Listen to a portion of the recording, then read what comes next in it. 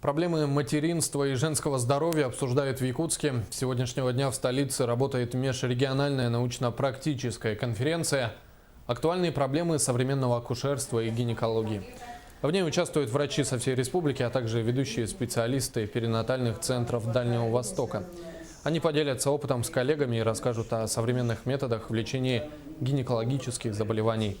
Особое внимание уделяют теме преждевременных родов. За последние годы, как отмечают врачи, в республике значительно увеличилось количество недоношенных детей.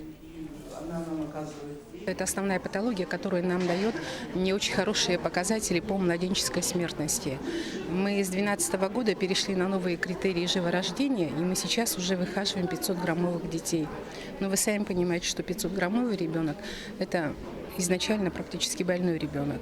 Поэтому все силы врачей-акушер-гинекологов направлены на то, чтобы снизить частоту преждевременных родов, чтобы у нас женщина рожала в те сроки, в которые положено, то есть ближе к сроку родов.